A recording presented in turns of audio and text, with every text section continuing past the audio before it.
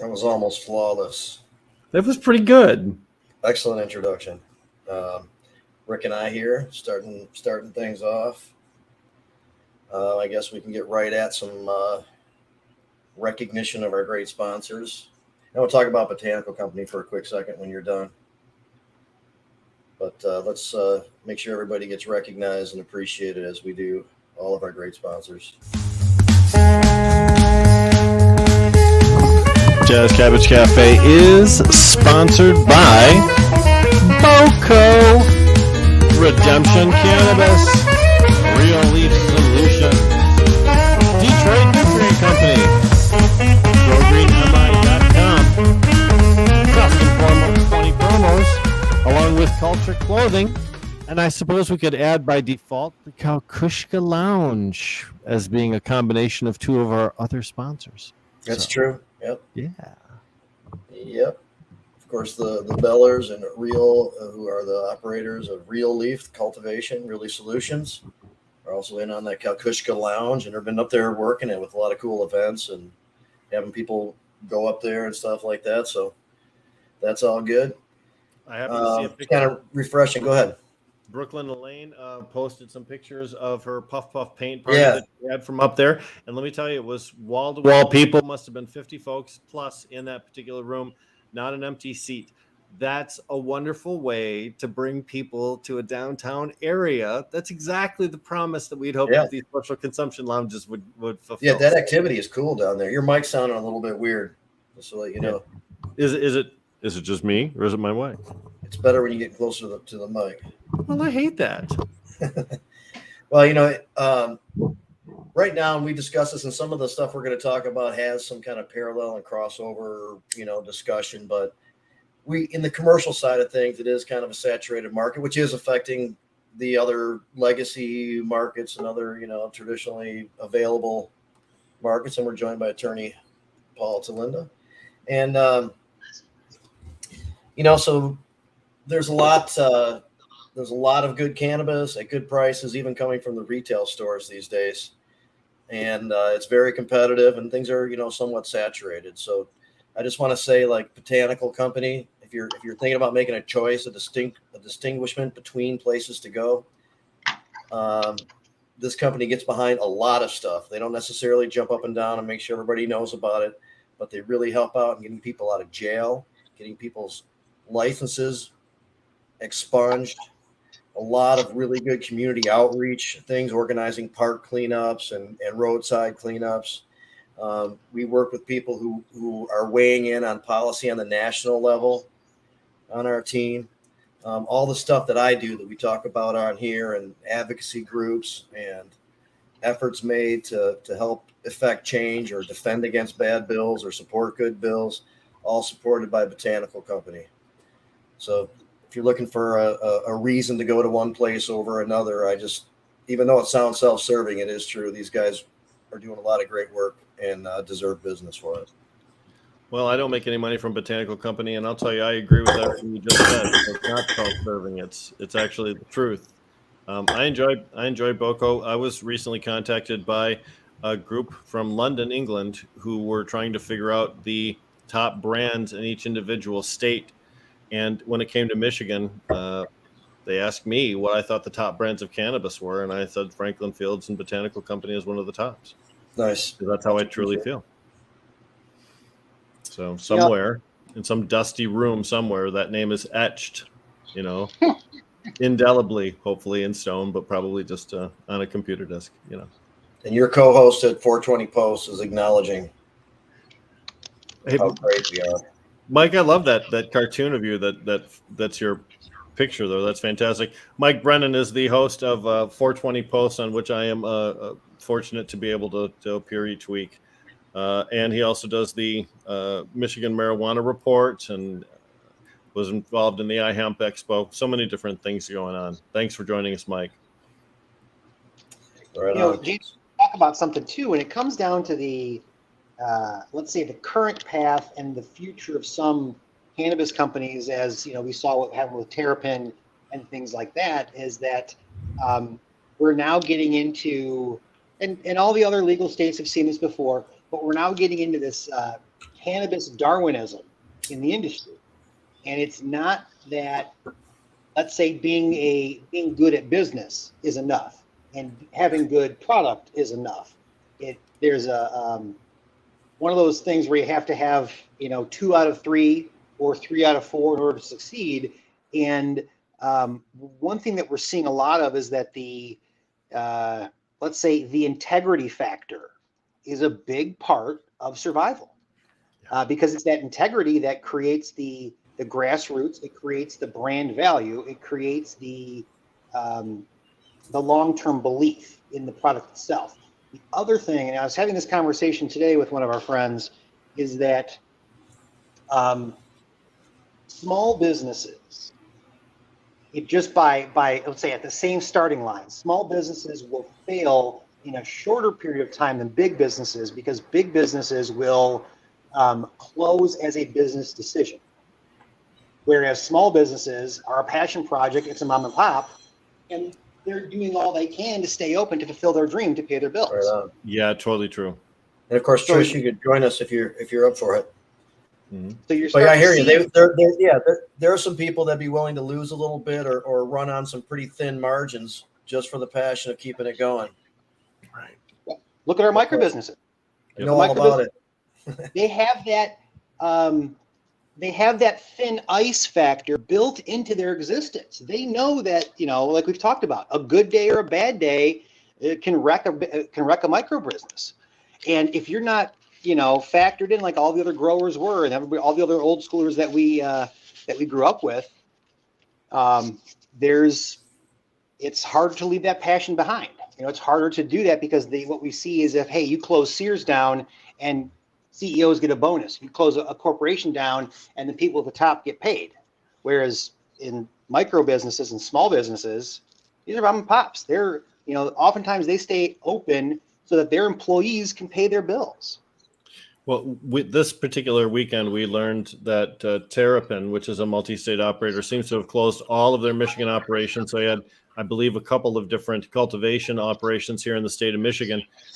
And what we're learning, we already knew this, but what we're seeing here is that multi-state operators, sometimes those decisions are made far, far away, thousands of miles away. Someone with an abacus is out there, moving beads back and forth and trying to say, nope, it just doesn't make any sense financially for us to keep this open. So from an antiseptic, non-personal corporate perspective, we're going to just terminate and then drop all of this. And that's where the difference lies, I think, with a small business.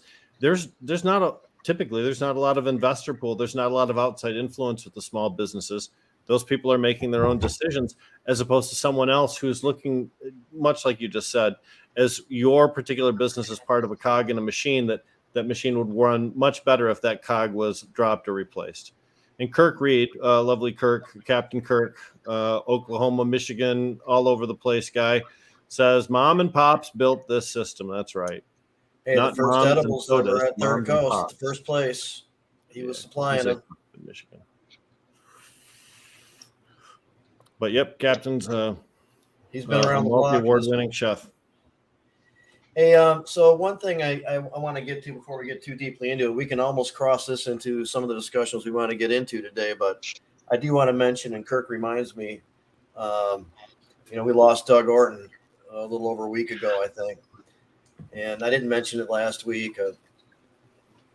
I had it written down. I just didn't say it for some reason, but I do really want to call some attention to that, because he was a big deal in the foundational part of the movement from my perspective. And from the time I came in, he was there and offering up great information and really helping people out, running one of the first really successful compassion clubs from around Livingston County area, and like 300 members, teaching people how to grow, making connections between caregivers and patients.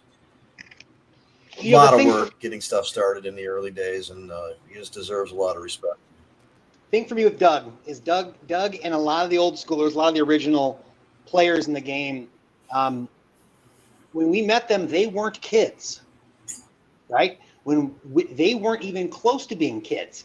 And for us, always thinking of ourselves as kids, it was inspiring and uplifting to see someone as an adult, right, to lead that path and see someone who wasn't, let's say a risk-taking young. Yeah, normalize it. Not only.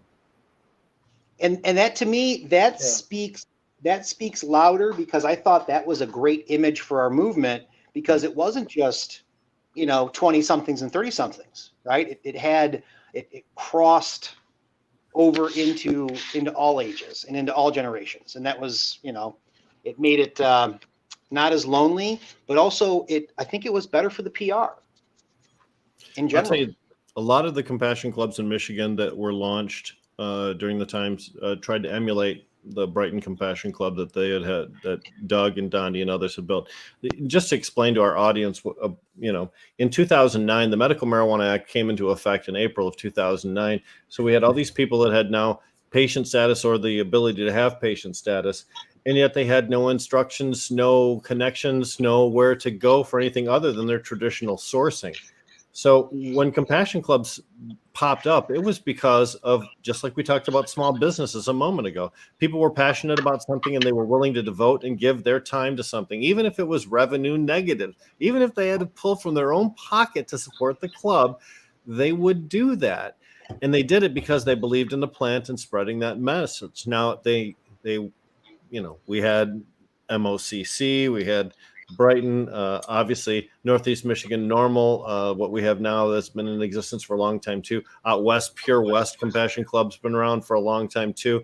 Lansing had good markets as well. There were a lot of places that started up, but it was an essential component back then. But you were still a rebel and you were still taking a chance, because oftentimes at those particular meetings, it might come as a surprise to you.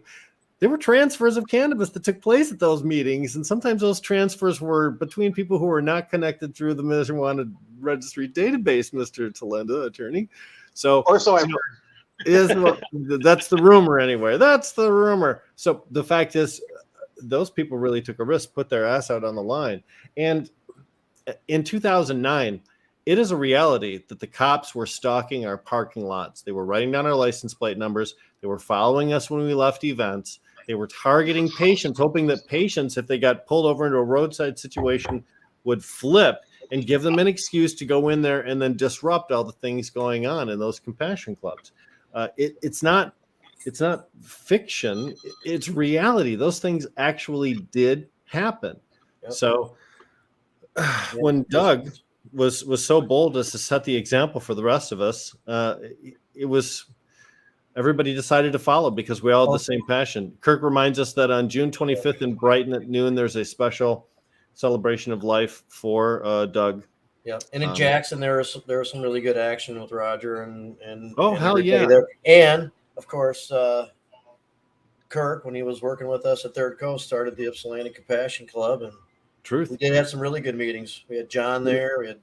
It's no way I could list them all out, but you're right. Those are a couple of notables. JC3 just had a wonderful reunion. I just saw on Facebook with the Moforts.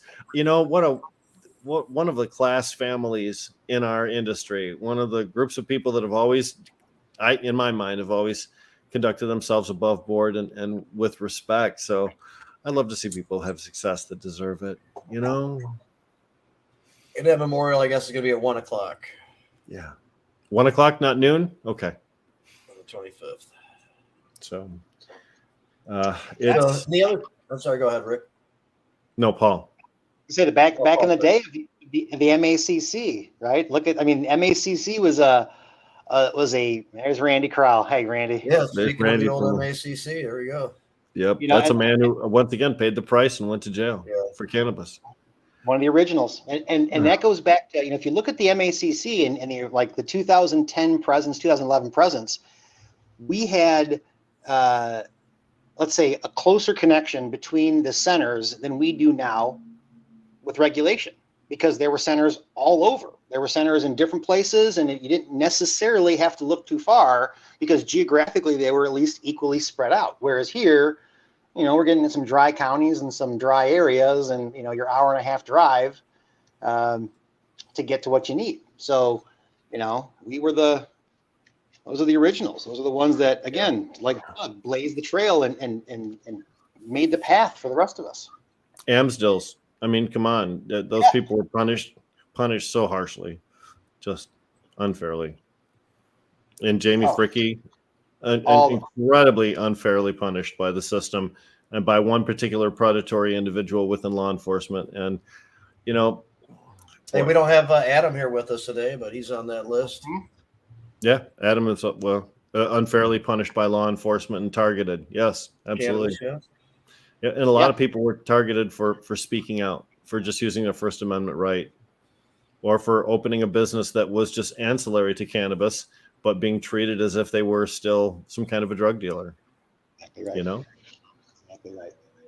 And when we were running those original places, the manner in which cannabis was demonstrated and doled out was by typically having it in glass jars, having somebody check it out, and then weighing out the amount that they want and giving it to them. And that was an opportunity for a lot of discussion about it, learning about these different things, but the essence and the more of a totality of the products and how they're comparing it and how they look at the effects and all those things. And then we had testing that came in later on, and so it was what we knew. The prepackaging thing. And we're going to talk about this. I guess we might as well get started now. But the prepackaged thing, of course, has its advantages and disadvantages. The deli style, as it's called, as I was describing, where it's just bulk bud that gets weighed out, as requested or as purchased. That you get to visually and olfactorily sample. You get to see what it looks like. You get to smell it before you make your purchase, so that you can sample several of those and decide which one of those meet your endocannabinoid system's needs. Well, right? Exactly. That's a good point, because I think when we just start listing off the advantages of prepackaging, it's going to be on a column that benefits the seller. And that's really where the huge considerations come in. And there are some really sensible things that, can be discussed, along those lines. But the consumer doesn't get that experience that Rick just described. Go ahead. Yeah, right. I was going to say, because what Rick is talking about is the engagement with the product itself, right? So that you defined it right. You can, use your senses to make the determination. And while I can see the practical approach to prepackage, we came from deli style, but that was out of necessity, right? We had jars and jars, and that's what it was. But it did allow us to engage with, what does it smell like? What does it look like? What are the nugs like? Are they dense? Are they fluffy? And you really got to manipulate the product and really make that determination. And like it or not, we've moved away from that encounter, either to please the regulatory industry or to make business move faster for the operators, right? So the deli style approach takes some time. It also, and as commercial programs come in, this considerations happen. And Kirk just says he's been down in Oklahoma with his brand and doing well. And he says they just got rid of, or I'm not sure if they just got rid of it. Yeah, you can no longer. So it must've been not too long ago. And so those are considerations in each state, and it's being discussed in Michigan, I guess I should say, I think tomorrow in a public hearing. Isn't that Thursday? Thursday, okay. But this is where it gets into, I think of a place like Nevada. So Nevada has county by county rules to where, Clark County, wherever Las Vegas is, that county requires prepackaging, whereas the counties around it do not.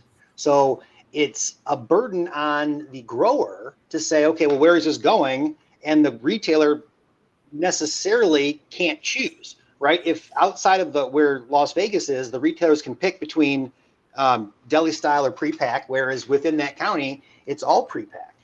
And most of that, I think, has to do with density, efficiency. It could be a monitoring thing, because with deli style, the possibility of waste and unnecessary heavy bags is a reality. It is. Always was. Whenever you do deli style, there's a human factor entered into it. But that was the beauty of it too, right? 4-gram eighths was, that's the beauty. It was an opportunity to also learn things for some people too. I mean, it was when I was a bud tender for probably about 7 years. I mean, those were something not everybody was interested in, really examining things to that degree, but some people had to. They were sensitive enough. They're looking for the right things, the right combination of things, or what have you. And it really required, kind of digging deep into that kind of stuff. And that's one of the things I kind of remember, is that being a great opportunity to talk a lot about these different things to look out for. But Jim, you make a good point. There are some people to whom it's very important, some people that it is not. So the fact is, we shouldn't remove choice from the retailers, which currently have choice. I will say this to address Kirk's point. We know that Director Brisboe, which is the leader of the Cannabis Regulatory Agency, is also, I believe, the executive director of CANRA, which is the National Organization of Cannabis Regulators. And one of their missions is to homogenize state programs to make it easier to transition into a federal program, meaning that if you're going to adapt federal rules, let's make those federal rules look more like state rules so that it's less of a jolt when you do that. And instead of adjusting Fed rules, you adjust the state rules to some kind of a national norm. And like Oklahoma eliminating Deli style, that's a conversation that's being had in Michigan. If we can get Michigan to normalize to a prepackaged only, then federally it won't be that big of a jump when we do it that way. So, they like to streamline stuff. Yep, that's at place too. Yep. Yep. And Jamie's right. It will sense. streamline things. Instead of having two different types, you just have one, and packages are much easier to track because they have UPC codes on them and they're already pre-weighed. But it's all that. That's the, I think that the let's call it the economic impact as well as the environmental impact. So with Deli style, there doesn't seem to be a whole lot of waste of packaging or redundancy of packaging, because if I want to come in there and I buy my max, that's one bag. I buy a couple grams, that's one bag. Whereas other style that I get into is the ability, it's called consumer friendly. Right. So when the consumer comes in, if the consumer has a fixed price point, right? Let's say they come in with $100, they've got to get bang for the buck for that $100, so they can buy a few grams of this, a few grams of that, 1 gram of this, and really get some variety at different price points, because they'll have some to share and some for their personal. Whereas with pre-pack, you're stuck in a buy a gram, buy an eighth, and there on up in your usual amounts, and then buy several packages, right? If I want an ounce of something that only comes in eighths, well, I've got 8 packages. And, then all of a sudden I have 8 bags of waste and the like, so that it would have been eliminated through Deli style. The other side of it, too, is an economic impact on the consumer, which is, Deli style, you're getting $100 ounces, $125 ounces, $150 ounces. That's hard to resist. That's hard to say no to, if $150 is what you have to spend on marijuana. Whereas I'd much rather get my $150. I don't care about your packaging. I don't care about your look. If the grass is good, I want it. But I don't want to get $100 worth of marijuana for $250 because I'm now paying for packaging. Well, and here's the consumer. Something to note is that the retailers can't break packages either. So if you're ordering 10 ounces and you're ordering 6 ounces of it in eighths, and 4 ounces of it in straight up ounces, and if you sell out of all those eighths right off the bat, you cannot break those ounce packages down into eighths and then continue to sell. Now you're stuck with a product that's a less desirable category, which is a solid ounce as opposed to the eighths. So it really is an issue of availability and retail ship. I mean, it's easier to send everything in eighths than it is to have a variety of packages too. So Brad Forrester, former board member of MiNORML and architect of the MMMA organization, along with Camoran. This is how would mandatory prepackaging impact the department's desire to eliminate the underground market. I like Paul's angle on redundant packaging too. I don't know if this is an effort to eliminate the underground market so much, though. To be honest with you, I still, in my mind, can't envision a way where illegal product slides into the marketplace. If you receive from a cultivator 600 grams, you're allowed to sell 600 grams. Yeah. So what are you going to do? Throw 600 cultivated grams away and bring in 600 unregistered grams? It's being discussed, though, as a way of people diverting into the market. Now, exactly what goes on or how that happens, I don't know. But Paul, I had a discussion with somebody this morning, and that was something I hadn't considered. How does that work, Paul? So the way that I've heard it, and the way that I've heard the accusations the most heavy, has to do with the your production ratio in extraction. So let's say I put in 600 pounds, and I'm supposed to get a 10 to 15% return, right? So I put that 600 pounds in, and when no one's looking, I add another 600 pounds. But you're still within the acceptable ratios. You're on the higher end of it. Yeah, like 24% return instead of 15. Thank you. Thank you. Exactly right. So now I look like an extraction genius because now I've raised my ratios higher than everybody else. And because all I've done is say, well, I put in 600 pounds, here's the metric tag, and I got out my 20% rather than 10% because I'm a fucking genius. And that's the other side. The other side that I've heard too has to do with duplicate metric tags. So you'll have, let's say, one tag for 3 bags. And depending on where that bag goes, it might just, I don't know, fall off a truck, something like that. So you're getting some of that. But most of it has to do, and the concern was, I believe right before the caregiver thing got cut off, someone introduced like 25,000 pounds of flour in the system. Supposedly from caregiver sourcing, like but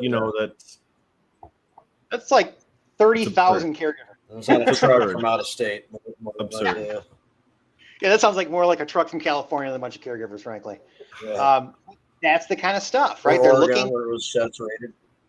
That program's ended, though. That pathway is no longer available. And the extraction method you discussed, certainly very valid, but I don't see how that would affect flour sold in bulk. It doesn't seem like there's a pathway for introducing diverted cannabis into that system. That's what stymies me. I can't see how it. Well, I mean, what the concentrate thing makes sense to me. I can see how you do it there, but how it affects the bulk flour scenario.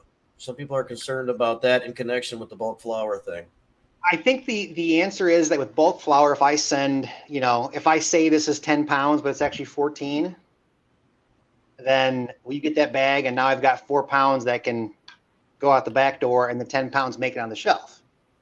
So there's a lot of that, diversion at many steps, right? Because I think that the retailers realize that they're not going to make money selling a whole bunch of extra eighths, right? Their hope is to sell pounds and pounds and pounds. The one other thing I've heard too from the pre-pack crowd is, hey, pre-pack's much easier to take across state borders. Well, you're not supposed to do that in the first place. Not supposed to bring it in from other places either. But this is where, let's say on the mind of these operators. It also speaks to, if you visit the border towns, those border towns kill. They do.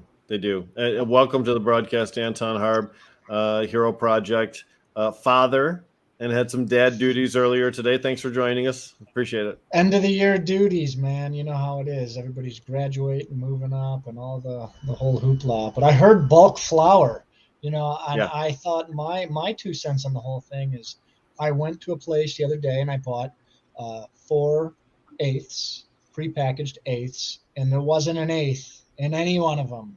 As a consumer, they were 0.2, 0.3. They were light. And you know what? I didn't really realize this until I got it home and said, you know what? This is an opportunity where the consumer can get fucked.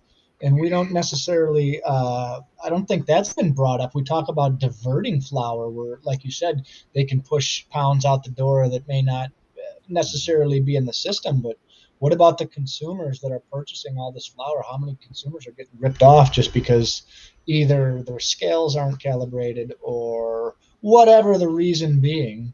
I guess that's another valid point, that how does the consumer, if it's not being weighed out in front of the consumer, how is the consumer going to be confident that not only are they getting the product that they're supposedly purchasing, but that it's the proper weight that they're paying for?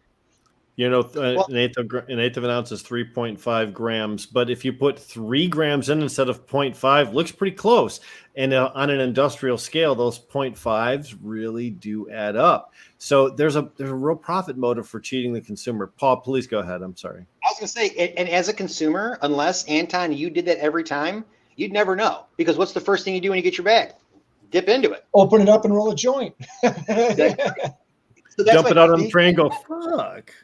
Yeah, because that half gram, right? That's the difference between a joint or not at the end. But you might be like, oh, maybe I just rolled too big of a joint this one time and it was the same amount. But that's the that's the problem when it comes to the consumer side, is that are we really getting what we're paying for? That would be a wonderful survey that we could engage in, where we'd have people just donate some money to us, and then we would go and buy eighths at random places. It's structured so that you'd get a sampling across the board from a variety of different places, and then actually weigh them out on approved scales and see what people received. Because I'm with Anton. That's what Kirk's asking about, but he's wondering if you just show up with the scale at the store and you're like, hey, let's check this out. You're not allowed to open the package inside the store itself, or actually on the curtilage. So you're really not even supposed to open it when you're in your car in the parking lot, technically, here in Michigan. Paul, correct me if I'm wrong. No, that's true. And I was going to say, so how do you challenge? How do you go and say, okay, well, in the same way, it's like a damaged product, right? I take this home and I weigh it and it doesn't weigh out, and they say, bullshit. Yep. He said, she said. Wow. Yeah, exactly right. So,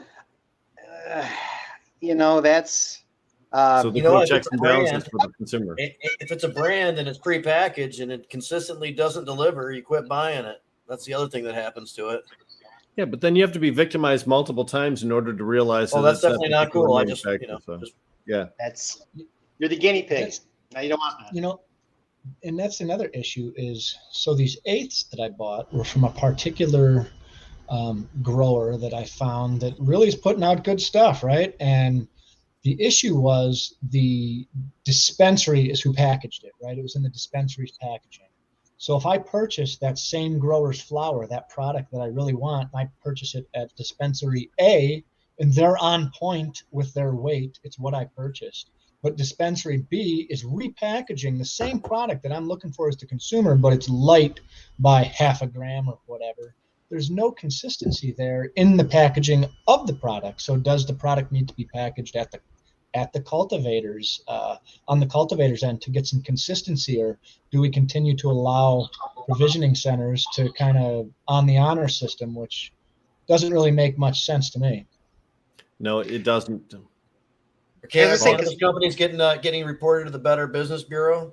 All right, I'm sure if that hasn't happened, I'm sure it's going to. It probably has by now. If they acknowledge them, right? If they that's an industry that we don't regulate. Oh my God, I'm so sorry for you. Yeah, we don't have enough members and all that stuff.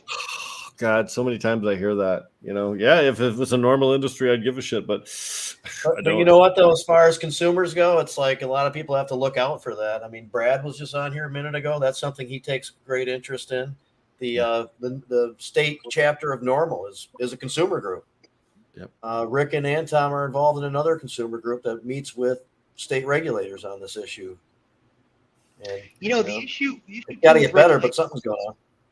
The issue too with when it comes to pre-pack is I saw this recently. I talked with a guy who said, oh, hey, yeah, we're medical only. We were in Detroit, and they were getting maybe $800, $900 a pound bulk.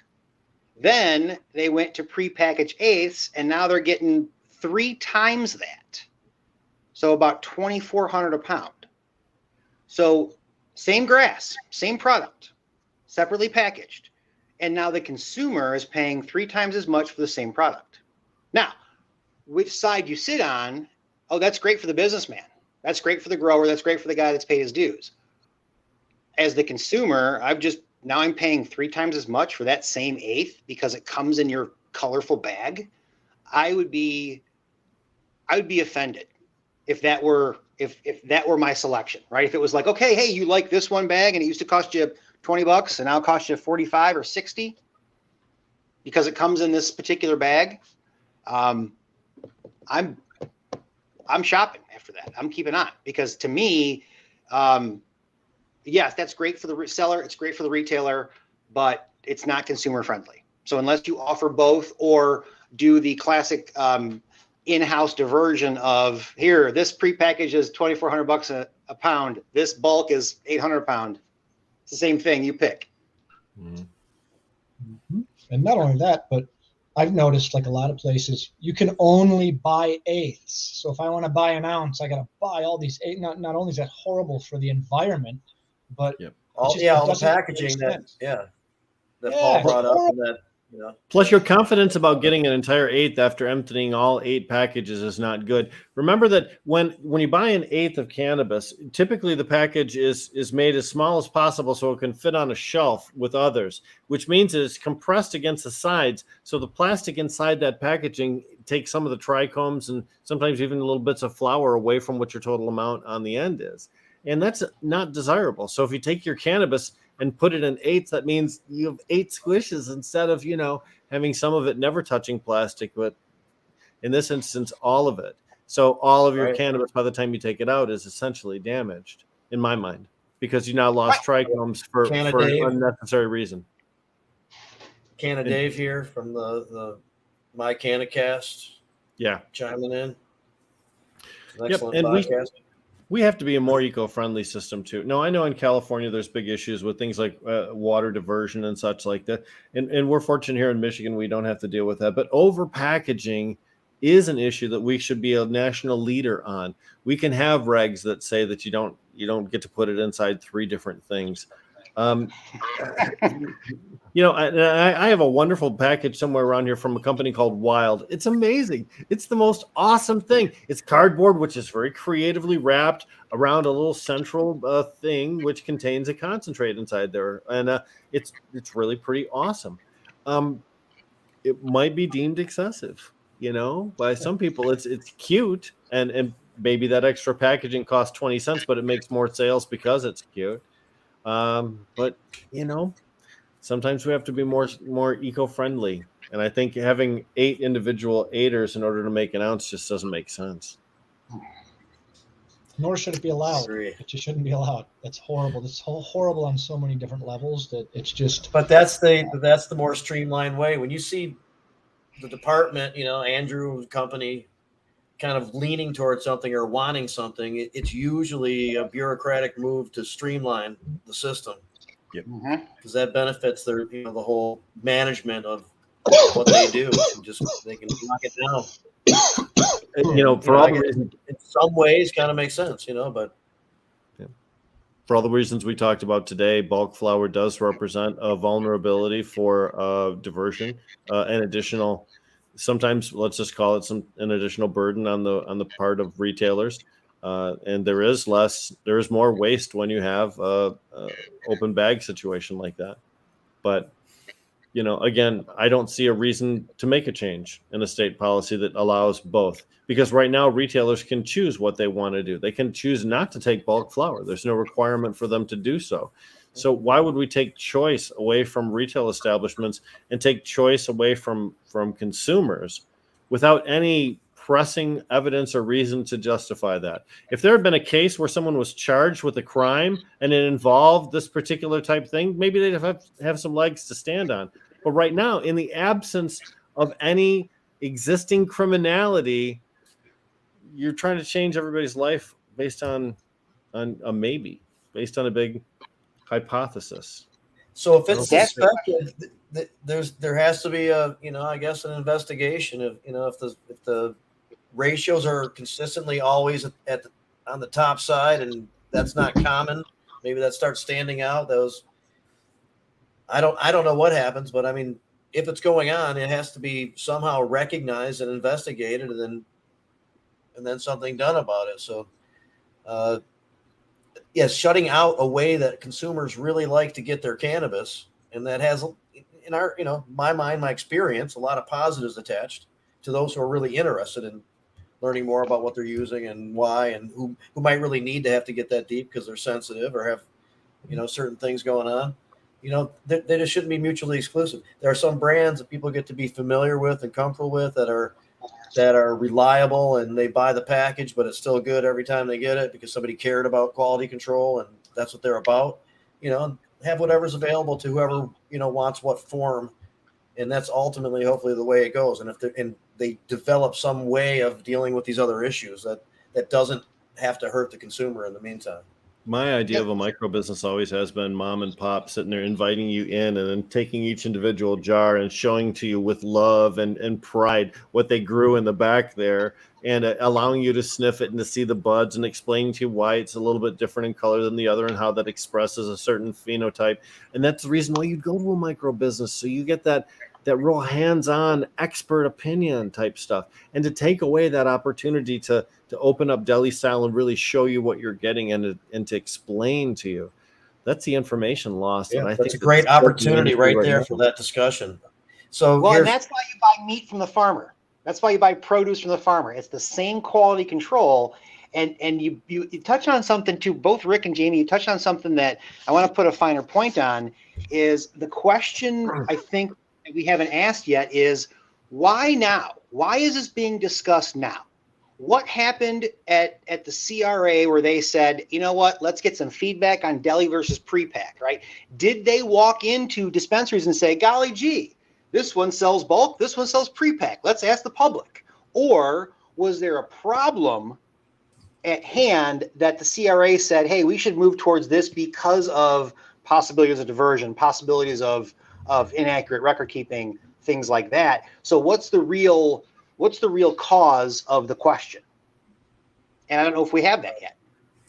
Well, so, go ahead. Go ahead, Rick. If we had a couple of years of the industry and no cases from which to draw any conclusions about the potential problems, that's why I'm so convinced that this is an effort to homogenize Michigan laws with some of the national ones, especially with Kirk's comment about Oklahoma recently flipping over as well.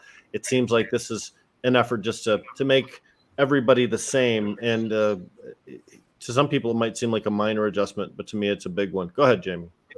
Yeah, I want to make sure people understand the difference here.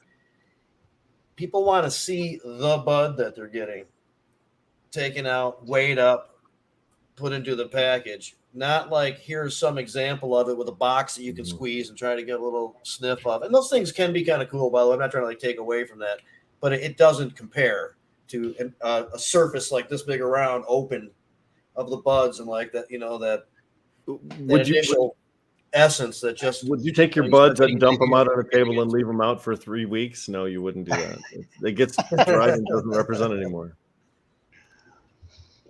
And Shredder says, why is Paul so tan? Is he really a Michigander? It's the lighting in the room. And so the concept of like trying to homogenize policies for a national model makes a lot of sense. And Brad's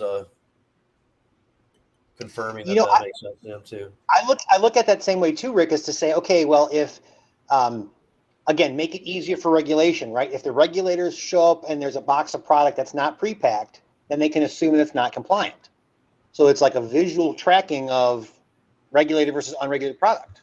That might be the cheap way. Yeah. Well, but what we're really talking about here is changing what people use as far as criteria to make a purchase. I've spent recently many hours in distribution centers across the state, and I've watched people make cannabis purchases, and it's a whole row of colorful things. It's like bubblegum flavors, actually. It's who's got the neatest label, who's got the cutest title, right, for their cannabis. That's really what people are basing things on, and THC content. So when you take away a deli style, really your only decision about purchase is being made based on packaging, not necessarily about the package itself, but how pretty the gift wrap is, right? Ever had a Christmas present that was wrapped up really nice, but it was kind of shitty on the inside? Yeah. Well, not only socks, that, but they were a beautiful package, but it was socks. So, well, the other thing too is it almost gives licensees, in my opinion, an out on when it comes to educating bud tenders, because at this point now, a lot of bud tenders are just used to just throwing the pretty packaging in the bag and saying, feed it. There's no real substance to that interaction. Well, I'm not as a blanket statement, but what I have noticed when I go into a place that there's just no education or information that I, as the consumer, can obtain about that specific product, because it's There's just nothing on that label that gives you much information about what you're getting into. exactly, It's not exactly. the same. You have to know And- the product and feel or not, experience it being consistent for the branding stuff really works on a regular basis. And the bud tenders aren't being held accountable to the consumer because they don't have to disclose that information, because it's simply not available, right? They don't have to answer questions about terpene contents or any of that, because it's just not available to the consumer at the time of purchase. So now it's just you throw the pretty package in the bag, beat it, next. And that's kind of where we've evolved. In all the times I've spent, hours and hours and hours watching consumer interactions in cannabis places, I've not ever once seen someone demand to see a terp profile. So although we talk about terp profiles as being available for the general public, I think it's a very specific sector of the purchasing public that is interested in those terp profiles, and those are probably people that are using their traditional source. Because again, that's just that's true, but that's because of lack of information. It's on the stores, the people who know about it, to have these discussions. Mm-hmm. And to try to change that, the common way that it just has worked out for a long time before we are able to really learn a lot of these things and have better ways of assessing, the medicine than what it's kind of evolved into over the years. Before it was more above board. I think it's true to say that as the industry evolves, there'll be a greater understanding about the cannabis plant and about the ways that it affects us and helps us. I think that mainstream media right now focuses exclusively on things like scaring people about high THC, and they flood the airways with THC. So the fact is, the common consumer only, they consume that media just like they consume cannabis. So that's the message that they're receiving. When we get the media to change, when we get some big name stars, when we get some people who have a captive audience, movie stars, athletes, we're seeing them come out and embrace the individual cannabinoids for their different effects. And I think that's what we really need in order to lead society. But it's a generational thing. I think we can all agree to that. You have to educate people when they're young so that sticks in their mind as something important, or else it's difficult to make an adult change their attitude about cannabis. So and think of it, Rick, think of how far we've come in short time since creeper and skunk and things like that. Right. So education takes a little bit. Well, not only education, but you're fighting ideology. The big one being, I notice, is religion. Every people with religious beliefs, they want to take the religious beliefs and kind of mix it up. And we're at the point now where I feel like where the alcohol industry has kind of ended up. You can go into a store that has, I was like a Walmart the other day of booze, right? And you get all the pretty packaging. Most of it is bullshit, but they just leave it up to the consumer.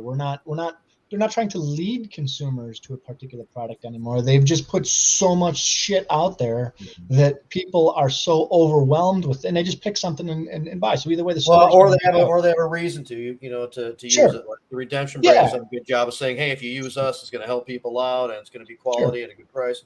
And I think Franklin Fields does a good job with branding and stuff like that too. But we are joined by Reggie Reg. I'm going to bring him on and introduce Reggie Reg Davis to everybody. Reggie's hands. He joined us a couple of years ago during the elections. He was also running for a state house rep seat.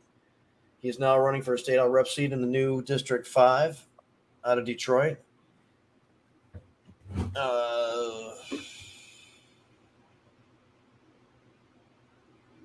Maybe I should have timed it better bringing him on, so he would have known.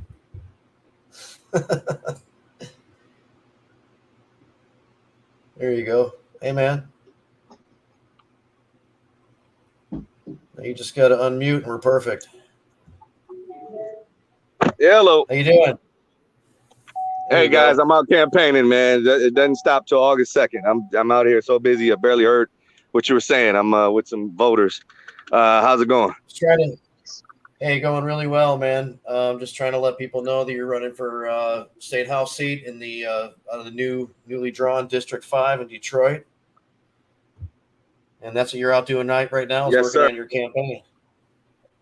Yes, it's like a 24/7 kind of thing. You guys know how it is, especially with these the new redistricting. It's a tad bit extra. That I'm used to doing my service to the people in Wayne County and serving Detroiters, the Detroiter I am. But now, thanks to the redistricting, I'm all the way up in Bloomfield.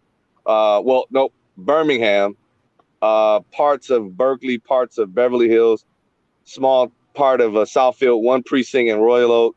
Oak Park, we got about 9 or 10 precincts, and then Northwest Detroit, everything below 8 Mile between Southfield and Greenfield, all the way down to 96 freeway. So that's pretty much the new State House District 5, and that's what I'm running for.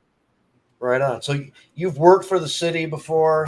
You've had a couple of, including an ongoing radio show with some listenership and doing some cool stuff over the years. And you ran last time, and you got pretty close. You didn't make it, but it was a good race. And this time around, things seem fairly strong for your candidacy. Are you feeling good about your chances here? I know you're really working hard, but you never know. The last race that you were speaking of, I was actually the people's choice in that race. All polls had me leading by astronomical numbers. Mayor Mike Duggan called me, told me to move to Redford, and he'd help me raise money in another district or whatever. And it just so happened I felt that my blood runs deeper in the actual city of Detroit, and I didn't want to get out of that, leave that race and that seat. So he decided to flex his muscles and did a hell of a job, and spent $300-400 grand compared to my 20 grand. I'm the worst at fundraising, and he got it done. More than 5,000 votes in that small district coming in second place. So that was an incredible feat in itself. So I don't know. I don't know what's going to happen. I'm out here every day making sure a moment.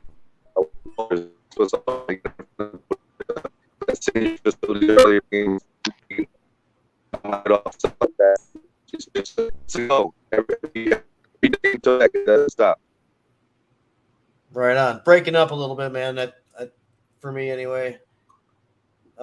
Yeah, sorry about that. I'm out here, man. I know we're probably breaking up like crazy. I apologize.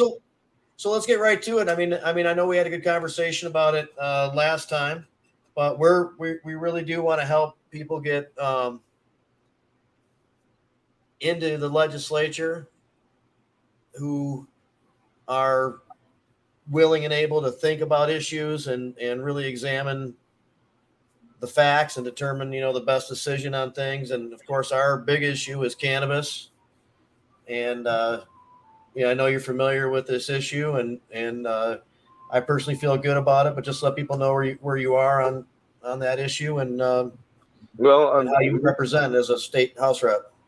In short, Michigan needs to be pretty much Colorado. I mean, marijuana. I've had a card forever, medicinally speaking. But now that recreational is, halfway there or some kind of way there in the state of Michigan, I mean, just go. It is what it is. I mean, it's the only medicine that does me good. Prescription meds are just not to my liking. I don't like them for many reasons. They're not good for my body. And it just so happened that cannabis, many different forms of it, is good for me, man. I'm just an old bud guy. Give me little tops, and let me sit down and get a nice little, mixture together, and it does me well. I can sleep better. It takes care of my anxiety, my arthritis in my lower spine. It knocks all that out for me, and I'm happy with it. So I need it, man. I mean, so let's just, Michigan, come on, open up. You guys, we're close enough. Let's just go ahead and grab it by the horns, man, and run with it. It could be the cannabis industry can be great for the state of Michigan. We can raise a lot of money. We've seen that in other states where the tax dollars, they go far, they go a long ways. There's a lot of stuff that we can do here in the city, in the community, with those proceeds. I mean, so yeah, I'm wide open as far as the cannabis. Just open it up, man. Let's go. What are we waiting for? Well, we definitely don't want to go backwards, and there are some groups and big money interests trying to peel back rights that already exist. And moving forward is definitely the idea. So if you're on board with that, I think that probably works. Yeah, no, I definitely am. And like I say, if I get up to Lansing, man, I love to be a voice, a face, or whatever, however you want to do it. I love to take that whole marketing piece and do a major campaign, through the entire state, talking about how what I said. We need to just go ahead and open this thing up and let it be what it's going to be anyway. I mean, come on, what are we waiting for? So, yeah, I want to be a voice on that front for you guys. I really do. If I'm able to, I want to take on that position. Very cool.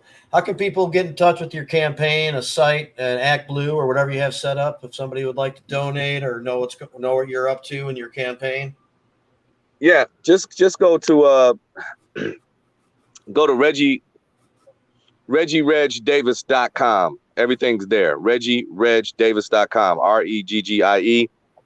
ReggieRegDavis.com. And the site's there. You can pull up the videos on gun violence, which I'm a very big part of trying to solve this gun violence issue. As you know, Jamie. So, marijuana and alike, and this whole gun violence piece, putting it into it. Those are my two big pieces. And I talk about a lot of that. If you go to ReggieRegDavis.com, it's all there. So check me out there. You can it's donate buttons and all that stuff there. Check me out, help me out, and let's get up to lands some significant changes. And how can people check out your radio show? So the radio show is at grownfolksradio.fm. It's grownfolksradio.fm, or you go straight to we've got a couple formats that we do, but the hip hop format, the first station is ReggieRegRadio.com. ReggieRegRadio.com. Don't get it mixed up. ReggieRegDavis.com is my campaign site, and ReggieRegRadio.com is the actual 24-hour live radio station. We do a lot of podcasts and interviews with doing a lot of stuff with everybody running for the 13th Congressional. Had John Conyers on today, Sharon McPhail the other day, Sam Riddle a couple days ago. So yeah, we're doing our thing. Check us out at ReggieRegRadio.com. Right on. Hey man, thanks a lot. You got my support. That's for sure. I know where you are on this issue. Thanks, Jamie. I appreciate you, man. Thanks for all your help, man. I really appreciate you, bro. And that's District 5, and we'll be in touch, man. Hopefully, we'll be talking about. All right, my man. Yeah, next time, make sure I got time, man, where I can sit and focus and do a better job of this, man. I can't do two things at one time. I'm trying to do my best, but just let me know. We'll make it better the next time, Jamie. Right on. All right, bro. Awesome. Thanks, Reg. Take care. You and your team. Take care. All right. Thanks a lot, man. Talk to you soon. All right. Bye-bye. I got to sign off too, guys. I got to go pick up my kids. All right. Great to see you. All right, Paul. Thanks a lot, man. Thanks, guys. See you, Paul. We lost Paul and we lost Reg, but we gained Latrish. Latrish, welcome to the broadcast. Hey, Latrish. Yeah, we get some bad, we expected yet still stupid and shitty news. Richard was there at the hearing giving testimony. He was the only one representing physically there. I mean, I sent in written testimony, but he was there showing up in opposition, which is much appreciated. And he's letting everybody know about the stupid ass piece of shit vote for today. How about for our audio only viewers or listeners? House Bill 5512 passed out of committee 9-0 today in the Senate. It had previously passed the House of Representatives. That means now it just faces one vote in the Senate itself before it's a good sense to the governor's office for her signature. And that would propose to allow a drug court and other specialty courts the opportunity to deny medical marijuana patients the access to those court treatment programs based on whether or not the judge decides that their illness is severe enough to deserve to use medical marijuana while continuing the program itself. So we were vehemently opposed to that, but unfortunately there's a big machine that works. And that big machine was cranked up big time for this one. They invoked judges, law enforcement, Latrish gave testimony. Go ahead, Jamie. When it was at the House, it was in the House committee. Latrish was one that gave testimony there. I've had meetings with senators and House representatives. I've sent in information for taking a position on those committees. You can send it into the clerk, and they make sure that each office gets it. I don't know how much they read it or care about it or something, but you get on record with your position. And this was just to be expected, and it's too bad. There are some post passing of the laws. Well, there's still the governor that could take issue with it, but that seems unlikely considering probably not. The majorities by which it passed in House and Senate. She's unlikely to do a veto of something that popular. So this is a good way of describing it. Power hungry judges that want to play doctor. There's a lot of really good intent, though. I keep on wanting to say that this got a lot of support, and a lot of the people supporting it believe they're doing a good thing for cannabis patients. They believe that this is the only opportunity that they have to even have a possibility of utilizing these volunteer courts versus it's not based on real good information. Right. And then the reason that we're 12 years into the medical marijuana program and they're just now fighting this fight is because last year a case called People v. Toohey was passed and approved by the Michigan Court of Appeals, and it established the right for medical marijuana patients to continue to use their cannabis while on parole or probation in those particular It recognized the immunity that medical patients have that's written into the Section 4 of the Michigan Medical Marijuana Act. So as a result of that Toohey case, basically the drug courts were forced to allow medical marijuana patients to use cannabis while in their treatment programs. But what they did was they wrote a bill that would give them an exemption to that Toohey ruling, and then they spun it in a way that seemed like they were giving medical marijuana patients something that technically the Toohey decision had already given them. So it also it suggests, if not implicitly states, that there will be a hearing where a judge gets to listen to the medical marijuana patient and their physician explain why cannabis is the only alternative for them to be able to use in order for a potential participant in the drug court or other controlled courts to be able to use their medicinal cannabis. I mean, in addition to so many adults that use cannabis and that would have their programs interrupted, Anton, this would also affect veteran court. And with veterans, I think it's even more important, or maybe equally important. I hate to put one life above the value of another, but the fact of the matter is it's certainly very important for veterans to not have their successful treatment programs interrupted, especially if they're supposed to perform to court standards during the entire term of their period. So real quick, Richard is saying, I would know we're saying it's foregone conclusion that she's going to sign it into law, but Richard's just pleading still get a hold of the governor's office and tell her to veto. Just be on record. That's what we can do right now. Totally valid. It's Rick. So go ahead, Anton. Sorry. As far as veterans go, I mean, it's going to be tragic. I would assume in some aspects, veterans. I would say above all else, other groups is the struggles we have, like the PTSD and the traumatic brain injury. We are defiant by design, right? We don't like authority telling us what to do anyways. And I think to a certain extent we've earned that right? But I worry because the only other option to treat the veterans is to send them to the VA and force them to swallow poison. And if they don't swallow that poison, they're going to put them in jail. And then once you put them in jail, they've lost their jail. It's just going to be this never-ending cycle where I hope, and kind of my new mission will be once this passes, or I hope, if it passes, to educate some of these judges and let them know how important this option is specifically, I will say specifically to the veteran population, because we have so many different demographics of people and so many different stages of illness that kind of come together in these courts. And I feel like the veteran courts, they do have a lot of leeway for veterans, but the issue is getting them into veterans court to begin with, right? Because how many of these folks are accepted that should be accepted? So I think there's going to be a lot of learning to do and a lot of education that needs to take place. And I hope these judges don't do anything that's going to harm our veteran population. These are alternative treatment programs. So basically, if you're already convicted of a crime and you're facing a significant penalty involving jail or prison, and they say, or we can enroll you in this alternative drug treatment program run through the courts, the drug court system, and that would help you avoid jail time. What a great out that would be. What a great asset that would be to a person facing those particular consequences. But if that pathway is shut off to cannabis patients, Latrish, wouldn't that just be tragic if cannabis patients were not able to use that pathway away from prison?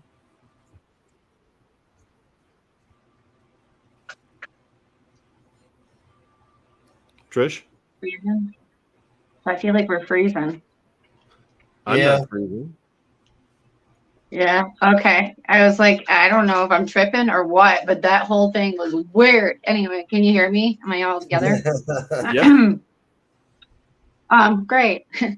Sorry, I just got a new bong, so it's kind of a Yes. good day. I'd say the best thing for us to keep our eye on, especially for 5512 or anything that is of the sort, is to watch all the cases that happen in Pennsylvania. Pennsylvania has the largest amount of, I'd say addicts, heroin addicts anyway. So they have a lot of people go through their drug courts, 75 a month sometimes. So there's some interesting things going on there. There probably could be a lawsuit if this goes, if it passes or whatnot, if it doesn't get vetoed. But yeah, there's a lot of red tape now that's being fought through. I've been communicating with Susan Osterman. She sent over some information I need to go through too, but that was just once I go through that information or whatever, I'd be happy to share it with you too. Appreciate But that. other than that, I mean, there's not really much other to say about it. Other than that, it's just bullshit. But Well, I mean, from a keep mom's on fighting. perspective, if you're looking at your kid going to prison or maybe having this alternative, and then this alternative is denied to you because of medical marijuana, or if you're a veteran that desperately needs a program, and then is told that because you're a cannabis use, you're not eligible for this program essentially. And even if they don't say it that way, but that's what's going to happen. Instead of them holding big hearings, they're just going to choose other people. They'll just choose different people that are less hassle. So now it gives them the opportunity to deny medical marijuana patients, regardless of their veteran status, all the way around. Medical marijuana patients can get denied. TUI I will feel like still there's a stand. solution to this, though. Oh, go ahead. No, I was just going to say TUI will still stand outside of specialty courts. Oh, yeah. Exactly I correct, yes. feel like there's a solution to this. Okay, so if we can't, I mean, isn't it discrimination in the first place, though? I mean, should there be a program in the state that allows others that, can't go through that particular program or whatnot? Instead, I know that there's a lot of funding going out right now through the Bureau of Justice, or the BGA, where they are actually funding like little individual mom and pop rehabilitation centers, which is kind of cool. So hopefully they'll start being able to use those as branches off of the federal programs. So if those exist, then their choices will be drug court. It just won't be, I feel like, on a federal basis. We'll see. We just had a comment about someone says, then they'll fall off into prescriptions. That's a reality. If you've got a drug or a veterans court program that lasts 3 or 4 weeks, maybe even longer, and you're told that you can't use the one thing that levels you out, they will try and get you something else to level you out. And that will be, as Anton described, some kind of a pill popping thing. And after 4 weeks of that, it's possible you're addicted. It's horrible. It's horrible. And especially, I keep going back with the veteran stuff. A lot of people, when you go to the doctor and the doctor gives you a prescription, I'd say normal everyday society, cost of medication comes into effect. People will, do I really need this prescription? Is it really for me? And there's a decision that they're going to make, and they have control, I guess, within their healthcare decision. But when you go to the VA, you're walking out of there, baby, and you got a bag of pills, and it's free all the time, and they want to make sure you're taking those pills. And the over medication of the veteran population specifically, if we're gonna go down this road of 5512, maybe we need to go down the road of Why are we over medicating these folks if that's the only other option we have? Because if the veteran goes in there doped up on Seroquel and Valium and Xanax or whatever else that they're giving them, I mean, I would think at this point in the game, we all realize that's not healthy for a human being to be at that stage in their healing process. So if we're going to have the conversation, we need to talk about the other stuff as well. You know, it's not a coincidence that the demise of the mental health care system in the United States of America sort of coincides with the rise of overprescription of traditional psychoactive drugs like opioids and things that will control you. And it seems as if we've substituted hands-on brick and mortar face-to-face care with an impersonal, almost vending machine style opioid kind of a distribution network. Opioids and others. I mean, I'm using that term in a general way, but there are certainly others that qualify as something that would be potentially dangerous. I constantly see commercials on television for drugs that have a list of interactions that I am horrified by.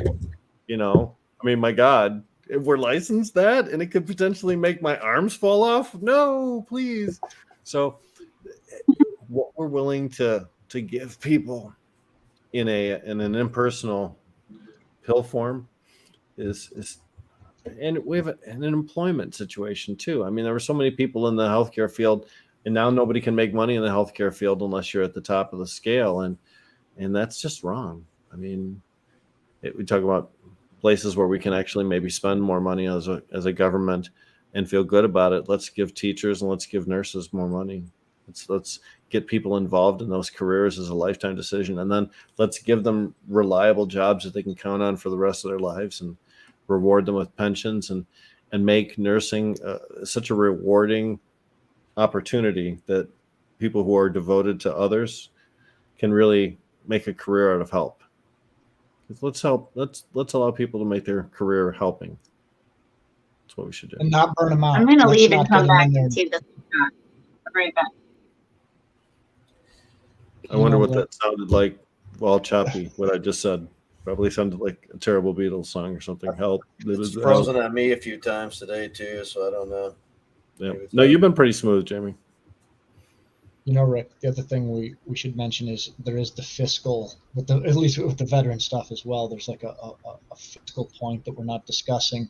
For years, the VA would send me every single month. I got $4,000 worth of brand name fentanyl patches because the non-brand name ones wouldn't stick very well, right? So each and every month they'd send me $4,000 in these patches with the oxy and all this. I probably got 6+ K a month in pills from the VA, and we're doing that on how many millions of veterans do we have in the country? Like, what are we doing? And they just give it away because it's just there, right? And we waste so much money on over medicating these folks that we're actually screwing ourselves in multiple fronts, and it's horrible. And if we can give folks a joint and then have them feel a little better, why I don't for the life of me understand why a judge who's supposed to be educated and supposed to be leaders within our community would tell that person not to do that. It doesn't make sense to me. Their whole programs are based around total denial of all substances. When Jamie and I were in a meeting with one of the representatives of the judges, they mentioned that they even sometimes forbade tobacco use, and I immediately questioned that because that seems like super extreme, and it was immediately, oh well, not me personally, but other judges. So the goal of trying to eliminate all intoxicating or influential substances, that's what they try to do in these courts in order to break people of whatever habits they're trying to break them of. I guess to a point, there are some. I try and look at the perspective of where they're coming from as well. And there are folks who they want to break the cycle of addiction, and they can't, right? And there has to be. I understand. Like I've heard of people no caffeine, right? They don't want you to have anything in your system that could possibly intoxicate you or alter you in any way. But I think they took the context of what this is, applied it to something that it's not, And now we have put ourselves in a position where, and maybe there are judges out there that are going to allow this. Maybe there are educated folks who understand what this is, but we've given those who could do damage the power to now do that damage. And that's where I think we failed. Well said. It is where we failed. And unfortunately, this, in my mind, this is about packaging. It's about packaging a concept. The concept was that if drug courts are an important part of our program, and if we allowed TUI to force them to take medical marijuana patients, they could potentially lose their federal funding. What we heard constantly preached to lawmakers was that we would lose federal funding if we didn't give them this cutout, this exemption to what the law says. So this just begs the question then, well, if you feel like if you accept medical marijuana patients, you're going to lose your funding, but then you create a way for you to accept medical marijuana patients, wouldn't you still lose your funding even if they went through your stupid little approval program? If you truly believe that you're going to lose federal funding for having cannabis patients in the program, you're not ever going to accept any of them. No matter what you say, no matter what kind of way you try to structure your message, you can't. You just create a situation where you have to say no to every one of them. Yeah. Or you can do a couple of minutes worth of research to see what the policies are of those organizations that offer the grants. And in 2019, one of them did try to very blatantly say, if you allow it at all, you're not eligible for these grants. That caused some problems, starting from what I remember, starting with a school district in Maine where medical cannabis is allowed. And there were too many people that were looking at, in order to be able to get grants in that school system, those working there, I suppose, or whatever, could no longer be patients. It was just untenable. So they challenged that. They actually changed their policy. There's a couple major organizations out there, that agencies that offer these grants, and their policies are right there. And typically it's along the lines of, as long as the funds aren't used to support the use of, medical cannabis. Which would be like purchasing medical cannabis for program participants. Yeah, or sending them to the doctors or that. Whatever, but, right. But just giving tacit permission for people to continue their medical program, to me, there's no way you can threaten the federal. And again, as Jamie correctly pointed out, there's never really been a successful instance where the funding seems to have been taken away from any federal program for that reason.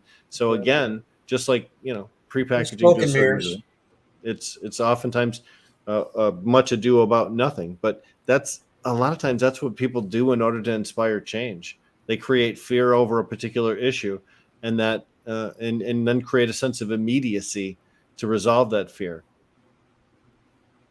Yeah. There's no emergencies to solve. What are we going to do? There's not on the health issue either, for the argument that we better make caregivers test their medicine before they pass it over to a patient, or else, that's something's going to happen. And meanwhile, there's history well before this, but at least our immediate caregiver system of 13, 14 years hasn't seen an incident as a result of not mandating testing. But the reality is the patients can always have their cannabis tested if they want to. They can make their caregiver do it. They can do it after they get it from their caregiver if they want. They can be a part of the garden. They can have their own garden. There's a lot under control in a small garden patient-caregiver relationship. It's not necessary to give it the same mandates as the commercial industry that creates, mass produces products and puts them in stores all over the state. There is no ability to have that kind of relationship. So the consumer has to have some type of mechanism in place to protect them, to know that there wasn't contaminants or something like that in the product. So that's fine to mandate testing for that, I think, on that level. But Trish was on for most of the 5512 stuff. That's what she wanted to be on for, but had a bad service. So we'll have to try again next week with Trish. But I like having her on here and being a part of these discussions. She's a fantastic person. She's very helpful in the cannabis community. Also, the campaign director for Amy Carter's state representative push here in 2022 in Michigan. That's another. So Reggie Reg's race is real. Like, I guess he, we took a turn there on the issues that happened with his last, campaign, his last election. because of the politics that were involved, he kind of laid some of that out with Dugan and stuff like that. Yeah, the Duggan saying move out or you're gonna lose your race, and he said I'm not moving, so he said lose your race, right? But I think because of that, he's got some name notoriety. He's been through that process. He's done that radio show. He was a pretty well known DJ for a while around Detroit, and he worked in the city. He's been in politics before, so. Yeah, he has a real chance, and he is totally on our side.